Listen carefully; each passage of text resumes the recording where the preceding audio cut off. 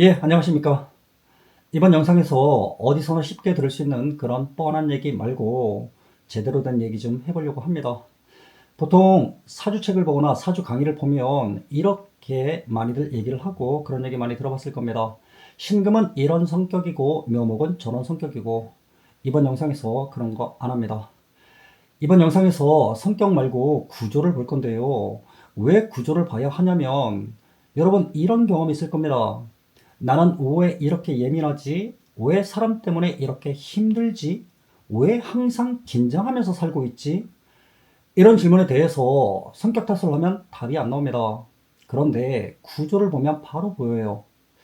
오늘 영상의 핵심 딱 한 줄입니다. 사람은 성격으로 움직이는 것이 아니고 구조로 움직인다. 그 구조가 뭐냐? 에너지의 방향성이라는 겁니다. 오늘 끝까지 보시면 신금이 뭔지, 묘목이 뭔지, 신묘가 왜 힘든지 구조적으로 완전하게 이해하실 수 있습니다. 집중해서 따라오시고요. 자, 신금부터 가겠습니다. 신금이 뭐냐? 쉽게 말할게요. 보통 이렇게 왜 그런 얘기들 많이 하잖아요. 신금을 가공된 보석, 그 다음에 뭐 날카롭다, 뭐 이런 얘기들 많이 하는데 신금의 본질은 한 문장으로 정리를 하자면 분별하고 기준을 세우고 그것을 유지한다. 이것이 신금입니다. 신금의 기본 원리는 신금은 뭘 하든 먼저 판단부터 하게 되어 있습니다. 이게 맞는 건가? 이 사람 믿어도 되나? 이 상황 공정한 건가?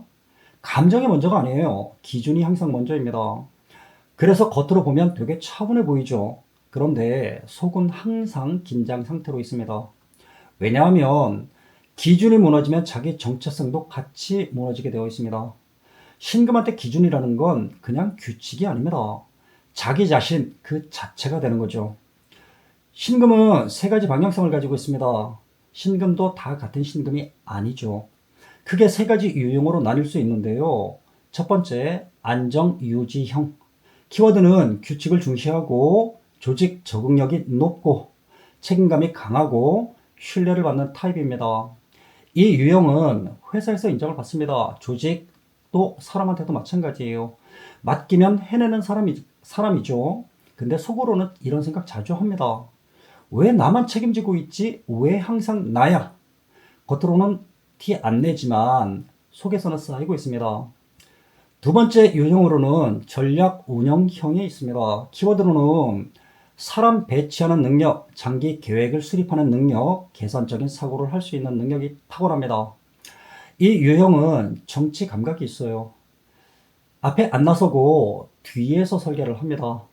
체스를 두는 사람이죠. 말 그대로 바둑판, 뭐 장기판 이런 거 떠올려 보세요. 회의할 때 조용히 앉아 있는 것 같은데 나중에 보면 그 사람 생각대로 흘러가고 있습니다. 이런 사람들 주변에 꼭 있으니까 잘 찾아보세요. 세 번째 유형으로는 돌파지향형이 있습니다. 키워드로는 경쟁성이 매우 강하고요. 통제력도 강합니다. 그리고 카리스마가 있죠. 이 유형의 신금은 조용한데 무섭습니다. 한번 결론 내리면 끝까지 밀어붙이죠. 주변에서 말려도 소용없습니다. 본인이 아니라고 판단하면 또 가차없이 정리도 합니다. 신금의 그림자가 있는데요. 여기서 아주 중요한 얘기입니다. 신금의 약점은 완벽주의예요. 자기한테만 엄격한 게 아니고 남한테도 자기 기준을 적용을 합니다. 그래서 이런 말 자주 합니다. 그건 아니지 않아요? 원칙은 지켜야죠. 틀린 말은 아니에요. 근데 문제는 감정을 계속 참다가 한 번에 터지는 게 문제입니다. 신금이 무너지는 순간은 존중받지 못한다고 느낄 때 그때 무너지게 되어 있어요. 신금한테 존중은요, 선택이 아니에요. 생존의 문제입니다. 이걸 이해 못하면 신금과의 관계는 반드시 깨지게 되어 있습니다. 자, 다음으로 묘목 보겠습니다. 묘목은 연결과 성장의 존재라고 정의할 수 있는데요. 묘목이 뭐냐? 봄에 올라오는 싹이라고 많이들 표현을 합니다. 여기서 핵심이 있습니다. 싹은요, 혼자서 자랄 수 없어요. 빛도 필요하고 바람도 필요하고 물도 필요합니다. 묘목의 본질 한 문장으로 연결될수록 강해진다 라고 할 수 있습니다. 묘목의 기본 심리는 사람의 표정을 읽습니다. 분위기를 읽습니다. 공기를 읽어요. 눈치가 빠릅니다. 근데요, 그 눈치 때문에 상처도 빠르게 받는 게 묘목입니다. 다른 사람이 모르는 걸 혼자 느끼고 있습니다. 표정 하나, 말투 하나에 이미 다 읽어내고 있어요. 그래서 언제나 에너지 소모가 매우 큽니다. 묘목의 세 가지 방향성을 보겠습니다. 첫 번째, 의존형이 있고요. 키워드로는 타인의 반응에 대단히 민감합니다. 그리고 결정이 느립니다. 감정 기복이 좀 있습니다. 이 유형은 관계가 끊기면 흔들리게 되어 있어요. 사람이 곧 에너지원이 됩니다. 연인이든 친구든 그 사람이 나를 어떻게 보느냐가 곧 내 하루의 기분을 결정을 하게 됩니다. 두 번째로는 조율형이 있는데 키워드는 중재하는 능력, 팀워크 강화, 분위기 메이커 이렇게 얘기할 수 있습니다. 이 묘목은 조직에서 없으면 안 되는 사람이에요. 이 사람 빠지면 팀 분위기가 확 달라집니다. 싸우는 사람들 사이에서 자연스럽게 중재하고 불편한 공기를 부드럽게 바꿔놓습니다. 세 번째로는 확장형이 있습니다. 키워드는 네트워크 확장, 인간관계, 자산화, 사업 감각 이렇게 말할 수 있고요. 이 유형은 사람을 통해 기회를 만들고 있습니다. 인맥이 곧 자산인 사람이죠. 어디를 가든 아는 사람이 있고 그 사람들을 연결해서 새로운 걸 아주 잘 만들어내고 있습니다. 묘목의 그림자를 한번 보겠습니다. 묘목의 문제가 뭐냐면요. 끊어내지를 못해요. 상처받았어요. 근데 관계를 끊지 못해요. 왜? 연결이 곧 자기 에너지니까. 끊으면 내가 약해질 것 같거든요. 그래서 소모됩니다. 계속 소모돼요. 그리고 또 하나가 있습니다. 확장을 해야 하는데 확장하지 않는 것도 단점이에요.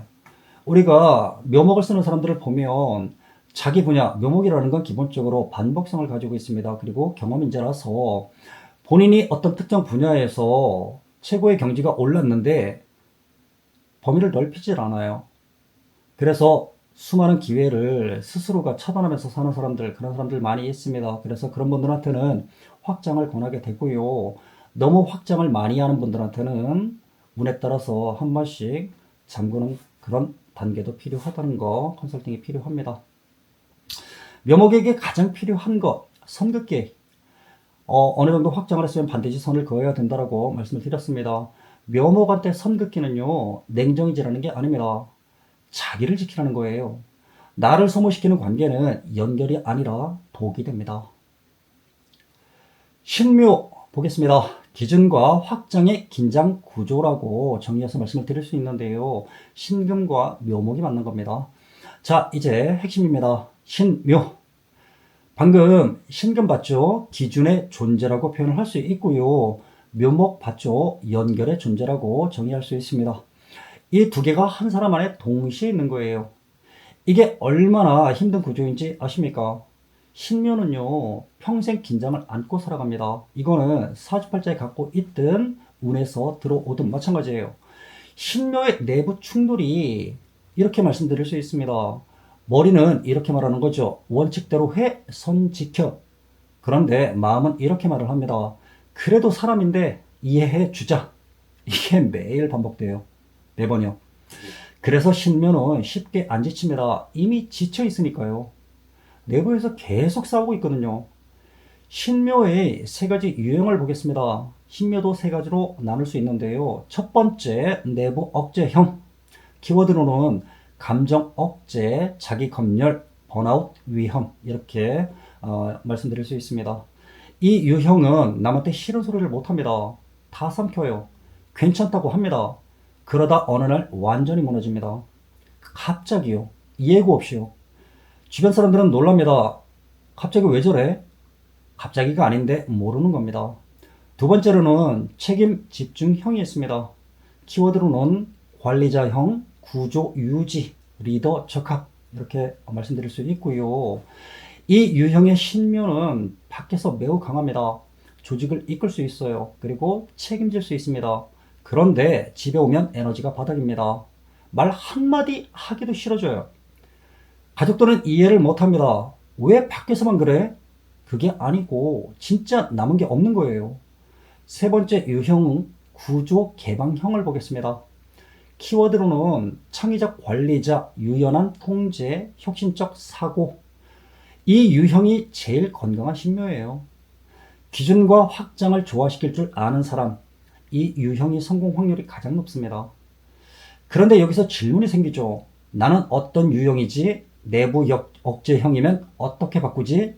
이건 잠깐 후에 말씀드리도록 하겠습니다. 자, 신묘에 번아웃 공식이 있습니다. 자, 이건 꼭 기억하셔야 됩니다. 신묘가 터지는 공식이 있어요. 외부 기대가 오르고, 외부 기대가 높고, 내부 기준이 높고, 감정 표현 차단, 이렇게 돼버리면 폭발을 하게 돼요. 밖에서는 잘해야 하고, 안에서는 기준이 높고, 근데 감정은 말을 못해. 이 세 가지가 겹치면 반드시 터지게 되어 있습니다. 시간 문제일 뿐이에요. 신묘한테 필요한 건 휴식이 아닙니다. 표현입니다. 말을 하셔야 돼요. 감정 폭발, 신묘의 진짜 속마음을 들여다보겠습니다. 신묘 일주인 분들, 겉으로 보면 멀쩡하죠. 웃고 다니고 잘 지내는 것 같고, 그리고 있어 보입니다. 그런데 속에서는 계속 뭔가를 계산하고 있어요. 말은 안 해요. 근데 다 보고 있습니다. 그리고요, 혼자서 지칩니다. 왜 그러냐? 신금은 아주 날카롭습니다. 날이 서 있어요. 그런데 그 밑에 묘목은 어떻습니까? 부드러운 봄나무 위에 예민한 칼이 올라가 있다라고 상상을 해보십시오. 생각해 보세요. 이게 편할 리가 있습니까? 속은 날카로운데 겉은 부드러워야 해요. 기준은 엄격해야 되는데 또 그걸 타협하자라고 자꾸 들어옵니다. 그래서 신묘는 항상 긴장 상태로 있을 수밖에 없어요. 말은 웃으면서 하는데 속으로는 분석하고 있습니다. 괜찮다고 말하면서 속으로는 상처를 저장하고 있습니다. 이게 반복되면 어떻게 되느냐? 갑자기 선을 긋습니다. 주변에서 놀라는 거죠. 제가 갑자기 왜 저러지? 차갑다고 오해도 받습니다. 근데 사실은요, 이미 많이 참고 난 뒤에요. 갑자기가 아닙니다. 오래 참은 거예요. 이게 신묘 구조입니다. 구조를 알면 달라질 수 있습니다. 자, 정리하겠습니다. 신금은 기준의 존재, 묘목은 연결의 존재, 신묘는 긴장의 존재라고 정의를 할 수 있습니다. 이 구조를 모르면 자기 자신을 계속 탓하게 되어 있습니다. 왜 나는 이렇게 예민하지? 왜 나는 사람 때문에 힘들지? 왜 나는 항상 긴장을 하면서 살고 있지? 여러분, 그건요, 성격 문제가 아닙니다. 바로 구조의 문제예요. 구조를 이해하면 자기 통제가 됩니다. 그 순간 사주는 운명이 아니라 전략이 되는 거죠. 여기서 솔직한 얘기 하나 하겠습니다. 오늘 구조를 이해하신 건 정말 중요한 거예요. 대부분의 사람들은 여기까지도 안 합니다. 근데 이걸 아는 것과 쓸 수 있는 것은 다릅니다. 예를 들어 보겠습니다. 지금 신묘의 세 유형을 배웠잖아요. 내부 억제형, 책임 집중형, 구조 개방형. 근데 정확히 나는 어디에 해당하는지 어떻게 알아요? 느낌으로? 감으로? 그러면 또 원래대로 돌아갑니다. 또 하나 내부 억제형인 걸 알았다고 치자고요. 그럼 어떻게 구조 개방형으로 바꿀 수 있을까? 그 실제 전환 방법을 모르면 아무런 소용이 없습니다. 또 대운이라는 게 있습니다. 에너지의 시즌이 바뀌는 시기, 그걸 대운이라고 표현할 수 있는데요. 이 시기를 모르면 기회가 와도 놓치게 되어 있습니다. 위험이 와도 당할 수밖에 없어요. 그래서 준비를 했습니다. 판별 가이드죠. 신금, 묘목, 신묘 각각 핵심 질문 1개로 유형 정확히 판별하는 거. 그리고 행동 기반 판별표라고 해서 모호한 성격이 아닌 실제 행동 패턴으로 분류하는 거. 그리고 내부 억제형, 그걸 구조 개방형 전환하는 로드맵. 그리고 구체적 3단계 실천법. 그리고 대운 흐름 완전 분석, 신금, 묘목, 신묘 각각의 시기별 전략. 그리고 해결 폭발이라고 이렇게 정의를 하는데요. 환경 정리 3가지 실천법, 관계, 감정, 시간. 그리고 경고와 희망이라고 해서 번아웃 패턴 차단법, 예민함을 전문성으로 바꾸는 법. 요거를 원래는 유료 강의 하시는 분들한테 공개를 하는 건데요. 제가 기분이 매우 좋아요. 올해 그러니까 을사년이죠. 을사년에 입시 컨설팅 정식으로 의뢰한 분들 의치한 수의대까지, 그리고 카이스트 당연히 포함이고요. 저는 다 합격시켰어요. 그래서 연락도 엄청 많이 받고 있는데 기분이 몹시 좋아서 이걸 공개하겠습니다. 자, 이제 구조를 이해하셨다면 다음 영상에서는 전략을 가져가실 수 있습니다. 공개하겠습니다. 자, 다음 영상에서 뵙기로 하고요. 이번 영상만 가지고도 충분한 가치는 있어요. 사실 그동안 접근하지 않았던 방법으로 접근을 해서 구조를 안다는 것 자체가 이미 첫 번째 전략이 되니까요. 자, 다음 영상에서 찾아뵙겠습니다.